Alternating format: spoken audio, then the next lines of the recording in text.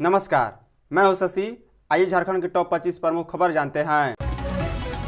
मैया सम्मान योजना की राशि 2500 रुपये 28 दिसंबर को। झारखंड की महिलाओं के लिए बड़ी खुशखबरी है। बता दें, मैया सम्मान योजना के तहत 2500 रुपये की राशि मिलने की प्रक्रिया शुरू होने जा रही है। जानकारी के अनुसार 28 दिसंबर को नामकुम के कुटियाती चौक स्थित आर्मी कैंप में एक भव्य समारोह का आयोजन किया जाना प्रस्तावित है। विभाग इसकी तैयारी में जुट गया है। इस कार्यक्रम में लगभग 5 लाख महिलाओं के शामिल होने की उम्मीद है। जानकारी के अनुसार संथाल परगना प्रमंडल के साहिबगंज, दुमका जैसे दूर दराज के जिलों से भी महिलाएं इस कार्यक्रम में शामिल होने के लिए आएंगी।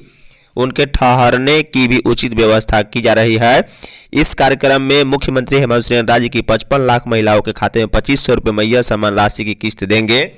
बता दें, यह योजना महिलाओं को आत्मनिर्भर बनाने और उन्हें आर्थिक रूप से सशक्त बनाने में मदद करती है। इससे ग्रामीण क्षेत्रों में महिलाओं की सामाजिक स्थिति में सुधार होगा। महिलाओं के हाथों में पैसा आने से ग्रामीण अर्थव्यवस्था को भी मजबूती मिलेगी। पीएम आवास की जगह अबुआ आवास में रुचि दिखा रहे लोग। राज्य के ग्रामीण बेघरों की दिलचस्पी प्रधानमंत्री आवास योजना में नहीं है। वे प्रधानमंत्री आवास योजना लेने के बजाय अबुआ आवास योजना का लाभुक बनना चाहते हैं। इस वजह से पीएम आवास के लिए सूचीबद्ध होने के बाद भी लोग इसका लाभुक बनना नहीं चाह रहे। वे अबुआ आवास मांग रहे हैं। इसकी जानकारी विभाग के आला अधिकारियों को भी दे दी गई है।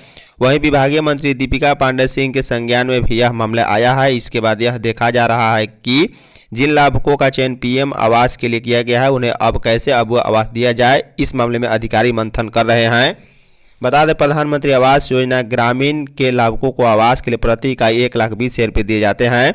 पहले आईपी जिले के लाभुकों को योजना के तहत 1,30,000 रुपये मिलते थे, पर अब आईपी व नॉन आईपी दोनों जिले के लाभुकों के लिए प्रति इकाई 1,20,000 रुपये दिए जाते हैं।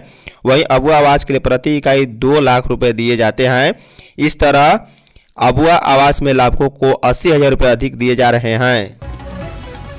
बिना मान्यता के झारखंड में चल रहे 5,879 स्कूल। शिक्षा का अधिकार अधिनियम लागू होने के लगभग 15 वर्ष बाद भी देश भर में बिना मान्यता के स्कूलों का संचालन किया जा रहा है। देश में वर्ष 2009 में शिक्षा का अधिकार अधिनियम लागू किया गया था। इसके 2 वर्ष बाद झारखंड में वर्ष 2011 में इससे संबंधित अधिसूचना जारी कर दी गई थी। झारखंड में भी शिक्षा का अधिकार अधिनियम लागू हुए 13 वर्ष हो गए। इसके बाद भी देश में सबसे अधिक बिना मान्यता के विद्यालय झारखंड में संचालित हो रहे हैं, जबकि अधिनियम लागू होने के 3 वर्ष के अंदर स्कूलों को मान्यता ले लेनी थी। अब तक नियमों की अनदेखी कर स्कूलों का संचालन किया जा रहा है। केंद्रीय शिक्षा मंत्रालय द्वारा जारी रिपोर्ट के अनुसार देश भर में कुल 22,298 स्कूल बिना मान्यता के चल रहे हैं। इन स्कूलों में कुल 24,34,238 बच्चे नामांकित हैं। वहीं स्कूलों में 1,58,990 शिक्षक कार्यरत हैं। केंद्रीय स्कूल शिक्षा और साक्षरता विभाग के सचिव संजय कुमार ने सभी राज्यों के शिक्षा सचिव को पत्र लिखा है। राज्यों को भेजे गए पत्र में राज्य संचालित विद्यालय व उसमें नामांकित विद्यार्थी व कार्यरत शिक्षकों के बारे में जानकारी दी गई है।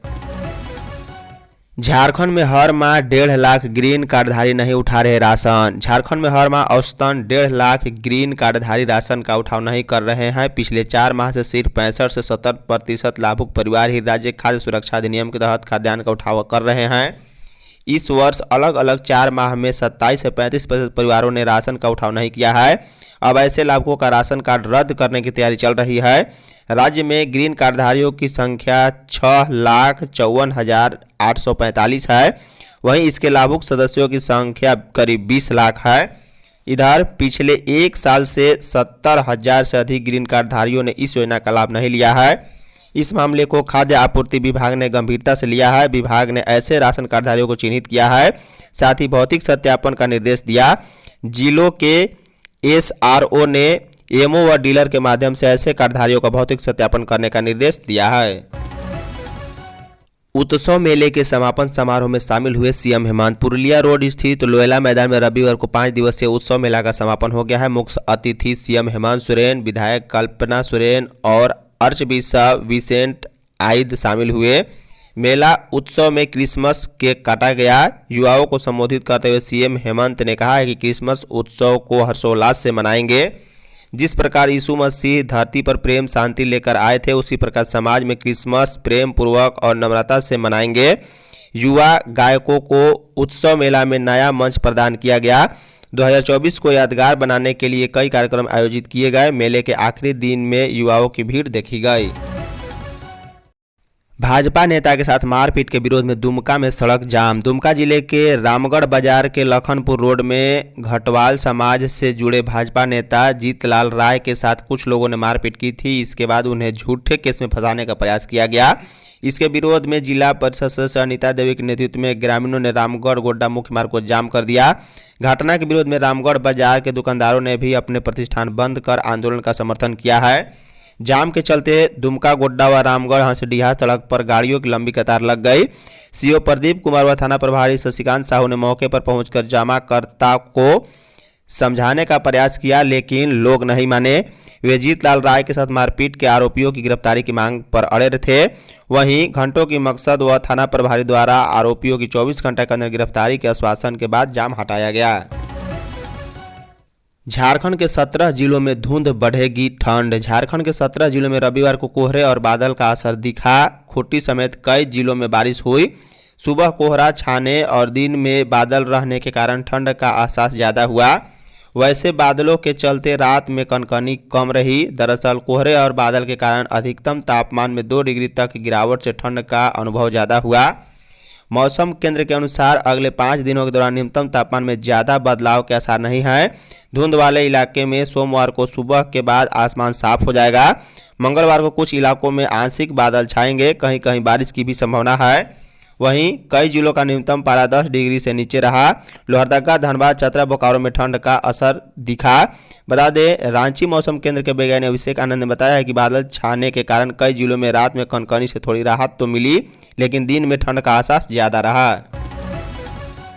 5वीं और 8वीं की परीक्षा में फेल होंगे छात्र। केंद्रीय शिक्षा मंत्रालय के नए नियम के अनुसार 5वीं और 8वीं के विद्यार्थियों को वार्षिक परीक्षा में असफल होने पर फेल किया जा सकता है। 2 महीने के भीतर दोबारा परीक्षा का मौका दिया जा सकता है। उसमें भी फेल होने पर छात्र को अगली कक्षा में प्रवेश नहीं मिलेगी। अभी तक 8वीं कक्षा तक फेल करने का प्रावधान नहीं था। वर्ष 2010 से 11 से 5वीं और 8वीं बोर्ड परीक्षा बंद कर दी गई थी। विद्यार्थियों को अगली कक्षा में भेज दिया जाता था। इसके चलते स्कूली शिक्षा में गिरावट आ गई थी। इतना ही नहीं, 10वीं और 12वीं की बोर्ड परीक्षा में नतीजे खराब आ रहे थे। राज्य सरकार इस व्यवस्था को लेकर असमंजस में थी। नई व्यवस्था के बाद राज्य चाहे तो परीक्षा करा सकते हैं। केंद्रीय शिक्षा मंत्रालय के स्कूल शिक्षा और साक्षरता विभाग ने इस संबंध में सूचना जारी की है।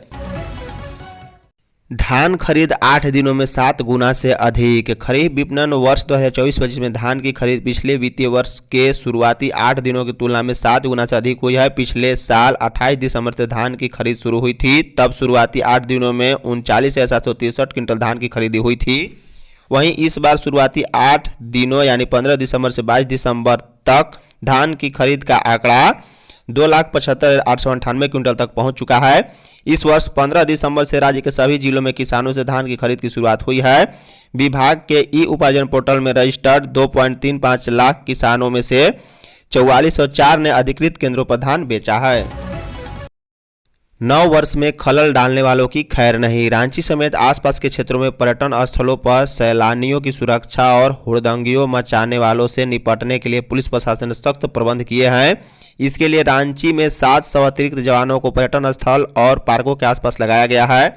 महिलाओं, लड़कियों से छेड़खानी को रोकने के लिए रांची में 50 शक्ति कमांडो को जिम्मेदारी सौंपी गई है। 25 दिसंबर से लेकर 15 जनवरी तक शक्ति कमांडो शहर के पार्कों पर नजर रखेंगी। एसएसपी चंदन सिन्हा सुरक्षा की खुद मॉनिटरिंग करेंगे। एसएसपी चंदन कुमार सिन्हा ने बताया कि पर्यटन स्थलों की सुरक्षा को लेकर डीएसपी और थाना प्रभारियों को दिशा निर्देश दिए गए हैं। वे प्रतिदिन पर्यटन स्थलों और आसपास के इलाकों में गश्त करेंगे। झारखंड सेवा रत्न अवार्ड के लिए आवेदन 15 मार्च तक। विश्व सेवा परिषद की ओर से झारखंड सेवा रत्न अवार्ड दिया जाएगा। संगठन की ओर से शिक्षा, चिकित्सा, उद्योग, सामाजिक व सांस्कृतिक के अलावा अन्य सेवाभावी कार्य के लिए योग्य प्रतियोगियों को अवार्ड से सम्मानित किया जाएगा। इसके लिए 15 मार्च तक आवेदन लिए जाएंगे। संगठन के अंतर्राष्ट्रीय अध्यक्ष डॉक्टर बीबी राय ने बताया है कि अवार्ड के लिए सरकारी कर्मचारी, संबंधित यूनिट के अधिकारी व गैर सरकारी क्षेत्र के व्यक्ति व संस्थान संबंधित इलाके के मुखिया, वार्ड पार्षद, मेयर, उप मेयर, विधायक व सांसद से किए गए कार्य के संबंध में अनुशंसा कराकर संगठन को भेज सकते हैं। खलारी में नक्सलियों ने 3 हाईवा को फूका। रांची जिले के खलारी में नक्सलियों ने तांडव मचाया है। खलारी थाना क्षेत्र के निर्मल महतो चौक के पास गिट्टी और फ्लाइज ऐश लदे 3 हाईवा को जला दिया गया। घटना रात के करीब 3 बजे हुई है। सूचना मिलते ही पुलिस और सीआईएसएफ के जवान एवं किवाटी घटनास्थल पर पहुंची। सीआईएसएफ की एनके पीपरवार की किवाटी और दोनों एरिया की फोर्स के साथ साथ खलारी के डीएसपी राम नारायण चौधरी, खलारी के इंस्पेक्टर विजय कुमार सिंह और मैकलुस्कीगंज थाना प्रभारी गोविंद कुमार घटनास्थल पर पहुंचे। इसके बाद आग पर काबू पाया गया। बता दें, नक्सलियों की अगजनी में जलकर राख हो गया है हाईवा।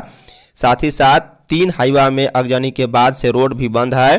फ्लाई ऐश और कोयला की ढुलाई भी बंद कर दी गई है। इस सड़क से बड़े पैमाने पर अवैध रूप से बालू की भी ढुलाई होती है। नक्सलियों के द्वारा की गई अगजनी की वजह से क्षेत्र के लोग में दहशत का माहौल है।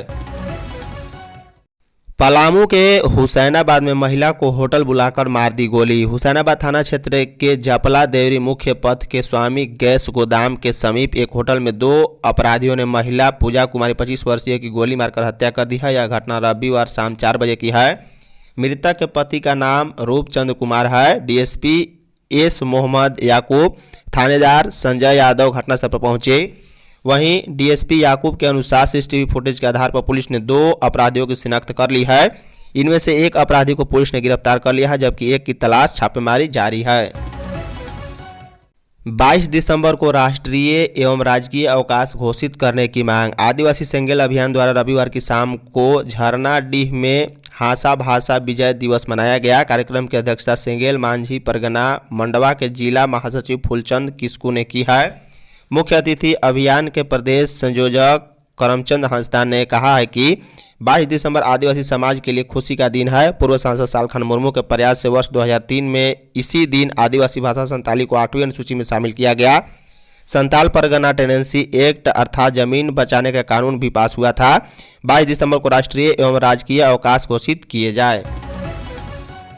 जेएसएससी सीजीएल पेपर लीक मामला। झारखंड कर्मचारी चयन आयोग परीक्षा 2023 पेपर लीक मामले में बड़ा खुलासा हुआ है। पेपर लीक का कनेक्शन यूपी बिहार से जुड़ा हुआ है। यूपी पुलिस भर्ती पेपर लीक मामले में अभियुक्त मास्टरमाइंड झांसी की जेल में बंद है। एसआईटी रिपोर्ट के अनुसार मोनू गुर्जर, अलवर के बलराम गुर्जर और नोएडा के सुमित सिंह ने मिलकर पेपर लीक किया था। मोनू गुर्जर के दोस्त नालंदा बिहार निवासी संजीव कुमार और पटना के अतुल वत्स ने बिहार, झारखंड, पश्चिम बंगाल सहित में कोचिंग संचालकों और अभ्यर्थियों को परीक्षा के 2 दिन पहले 26 जनवरी को मिल गया था। वहीं 28 जनवरी को परीक्षा होनी थी। अभ्यर्थियों और संचालकों को 3 लाख से 20 लाख रुपए तक पेपर उपलब्ध कराया गया था। मिली जानकारी के अनुसार पेपर लीक मामले में शामिल बिहार के लखीसराय जिले के इंग्लिश टोला निवासी अभिषेक राज अपने दोस्त को परीक्षा दिलवाने सेक्टर 4 बोकारो ले आया था। पेपर देकर वापस जाने के दौरान उसके दोस्त ने बताया कि पेपर लीक हो गया है। धन्यवाद।